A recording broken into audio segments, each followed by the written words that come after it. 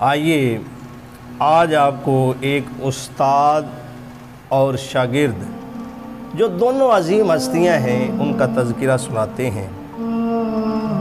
حضرت امام شافعی رحمۃ اللہ علیہ،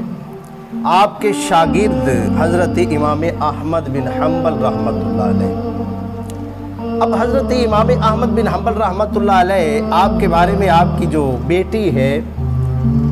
وہ فرمایا کرتی ہیں، وہ لکھتی ہیں، کہتی ہیں کہ میرے بابا جان، میں نے دیکھا کہ ان کے اکثر جو کام تھے وہ تھے کہ حضور صلی اللہ علیہ وسلم کی بارگاہ میں درود و سلام کے نذرانے پیش کرنا، رب کی بارگاہ میں عجز و انکساری کرنا، اور دن کو رسول اللہ صلی اللہ علیہ وسلم کا دین پڑھانا۔ اور جب وہ دعا مانگتے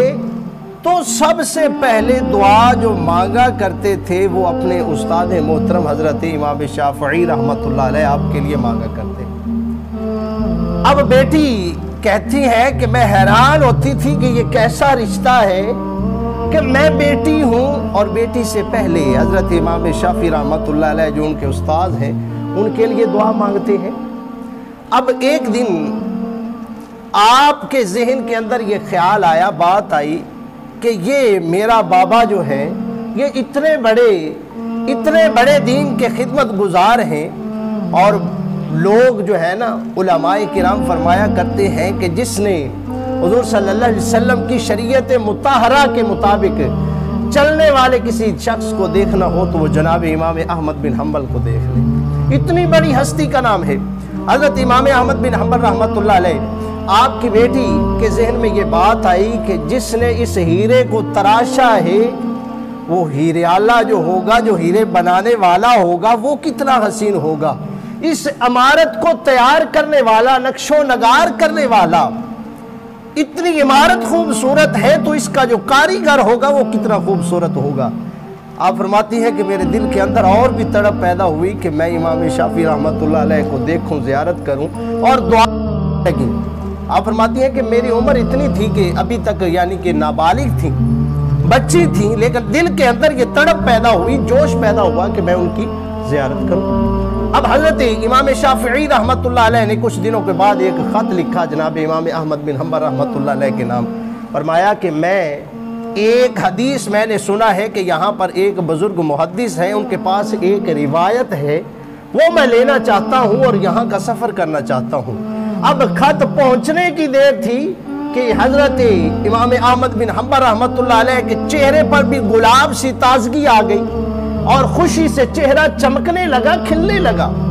اور آپ کی صاحبزادی نے جب وجہ پوچھی تو فرمایا بیٹی آج آپ کی دعا قبول ہوگی، میرے استاد محترم امام شافعی رحمۃ اللہ علیہ تشریف لا رہے ہیں۔ اب مہینے کی مسافت تھی، آپ تشریف لائے، پہلا دن ہوا۔ آپ کی بیٹی فرماتی ہیں کہ میں نے نا پہلے کی نسبت اس دن میں نے 8 روٹیاں بنا کے رکھ دی، چونکہ میرے بابا روزہ رکھا کرتے تھے حضرت امام احمد بن حنبل رحمۃ اللہ علیہ، یا وہ آدھی روٹی جو ہے وہ کھایا کرتے تھے، اس سے زیادہ نہیں کھاتے تھے۔ اب کیا ہوا کہ حضرت امام شافعی رحمۃ اللہ علیہ جب تشریف لے آئے تو آپ نے پہلے دن جب 8 روٹیاں رکھی تو آپ 8 کی 8 روٹیاں کھا گئے۔ آپ نے جب تناول فرما لی روٹیاں تو اس کے بعد وہ بچی کہتی ہے کہ میں تجسس میں پڑ گئی کہ یہ اتنے بڑے امام، میں تو سمجھ رہی تھی اگر میرے بابا آدھی کھاتے ہیں تو امام شافعی جو ہے وہ آدھی سے بھی آدھی کھاتے ہوں گے، لیکن یہ کیا ماجرا ہے۔ اب جب وقت عشاء ہوا، نماز پڑھی، نماز پڑھنے کے بعد وہ بچی سوچنے لگی کہ میرے بابا تو پوری رات عبادت کرتے ہیں، اللہ کی بارگاہ میں عجز و انکساری کرتے ہیں، حضرت امام شافعی رحمۃ اللہ علیہ مغرب کے وقت ہی مصلی پہ بیٹھ جائیں گے، لیکن بات اس کے خلاف تھی۔ آپ نے عشاء کی نماز پڑھی اور آپ بستر میں جا کر لیٹ گئے۔ بچی نے پانی بھی پاس رکھ دیا کہ آپ صبح تہجد کے لیے جاگیں گے تو آپ تہجد کے لیے اٹھیں گے تو وضو کے لیے پانی موجود ہوگا، آپ وضو فرما لیں گے۔ اب کیا ہوا کہ جب بچی نے دیکھا کہ حضرت امام شافعی وقت سے پہلے ہی ٹائم جو تھا جلدی سے ہی رات کو وہ سو گئے عشاء پڑھ کے، اب صبح جب دیکھا تو وہ پانی بھی ویسا کا ویسا ہی پڑا ہوا ہے۔ وہ بچی سوچنے پہ مجبور ہو گئی کہ میں کیا سمجھ رہی تھی، یہ کیا ہو رہا ہے۔ باہر کیف اس نے اپنے آپ کو سمجھایا کہ آج وہ تھکے ہوئے ہوں گے، اتنا سفر کر کے آئے ہیں، اسی لیے ایسا کیا ہوگا۔ چلو بعد میں دیکھتے ہیں جب 1 2 دن 3 دن اسی طرح سے ساری رات اسی طرح سے سلسلہ چلتا رہتا، تو بچی جو تھی اس نے کہا کہ بابا بھی جن امام شافعی کی تعریف کرتے ہیں نا تو وہ اس وقت کی بات ہوگی، اب تو حالات تبدیل ہو چکے ہیں، اب تو معاملات بدل چکے ہیں، اب تو وہ حالات نہیں رہے بلکہ یہ اور چیز میں جو ہے نا وہ تبدیلی آ گئی ہے۔ اس لیے حضرت امام شافعی رحمۃ اللہ علیہ سے وہ بدگمان سی ہو گئیں۔ اب جس وقت یہ بات ہوئی تو جب آپ تشریف لے کر جانے لگے تو آپ پردے کے باہر کھڑی تھی، حضرت امام احمد بن حنبل رحمۃ اللہ علیہ آپ کے ساتھ گفتگو فرما رہے تھے۔ حضرت امام شافعی رحمۃ اللہ علیہ آپ نے فرمایا کہ اے امام احمد بن حنبل، اب دیکھیے پہلی بات کا جب جواب ملا، کہا کہ امام احمد بن حنبل میں نے اس لیے 8 روٹیاں یہاں پہ کھائی ہیں، میں گھر میں تو بہت کم روٹی کھاتا ہوں، لیکن میں 1.5 مہینہ ہو گیا مسافت پہ تھا، سفر پہ تھا، راستے میں نے 1-2 لقمے صرف لیے زندگی بچانے کے لیے، کیونکہ مجھے اس بات کا اندازہ نہیں تھا کہ ان کا کھانا جو ہوگا وہ حلال بھی ہوگا یا حرام ہوگا، انہوں نے جو جانور ذبح کیا ہوگا وہ بھی صحیح طریقے سے کیا ہوگا یا نہیں کیا ہوگا۔ آپ فرمانے لگے کہ میں نے اس لیے راستے میں کھانا نہیں کھایا تھا،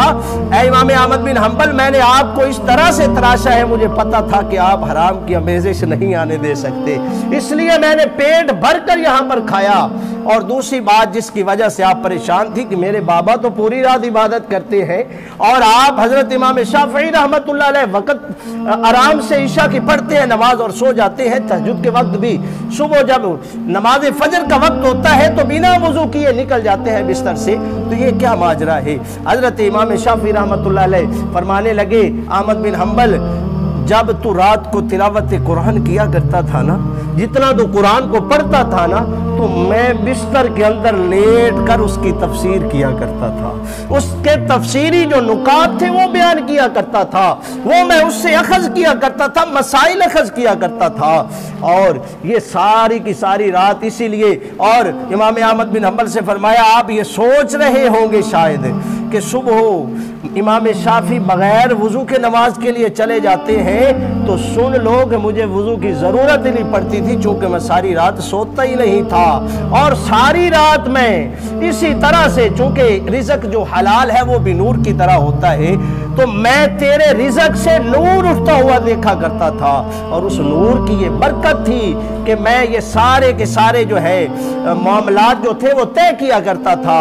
اور آپ آخر میں فرمانے لگے کہ مجھے وضو کی ضرورت اسی لیے نہیں پڑا کرتی تھی، ساری رات میں جاگا کرتا تھا۔ آپ تو روانہ ہو گئے، آپ کی صاحبزادی جو تھیں پیچھے، جو حضرت امام احمد بن حنبل رحمۃ اللہ علیہ کی صاحبزادی تھی، وہ رو رہی تھی زار و قطار۔ آپ کے بابا جان نے پوچھا کہ بیٹی رو کیوں رہی ہو؟ تو عرض کرنے لگی بابا جان مجھے معاف کر دیجئے، میرے تو ذہن کے اندر کچھ اور ہی گمان آ گیا تھا، غلط خیال آ گیا تھا، میں تو امام شافعی کے بارے میں سوچ رہی تھی بابا جان، لیکن اب میں اور سوچنے پہ مجبور ہوں۔ بابا جان آپ عبادت ساری رات کرتے ہیں صرف اپنے لیے عبادت کرتے ہیں، لیکن آپ کے استاد محترم امام شافعی تو حضور صلی اللہ علیہ وسلم کی امت کے لیے، دین کے لیے جو ہے وہ کام کر رہے ہیں، اور دین کی بھلائی کے لیے اور برکتوں کے لیے وہ سارے کے سارے معاملات کر رہے ہیں۔ میں تو سوچ رہی تھی کہ آپ سو جاتے تھے، لیکن آپ ساری رات جو دین کی خدمت کیا کرتے، پڑھا کرتے، لکھا کرتے تھے۔ اور اس بات کا جب پتہ لگا، میرے دوستو بھائیو ذرا اندازہ لگائیں کہ میں اور آپ بھی تھوڑی سی بات ہوتی ہے تو ہم بھی بدگمانی پیدا کر لیتے ہیں، کسی کے بارے میں الٹا غلط جو بات ہے وہ سوچ بیٹھتے ہیں، لیکن مجھے اور آپ کو سوچنا چاہیے۔ ہمیں پہلے چونکہ اللہ نے بھی قرآن میں ہمیں حکم فرمایا کہ وَلَا تَجَسَّسُوا، کہ کسی کی جستجو میں نہ رہو، تجسس میں نہ رہو، یعنی کہ کسی کے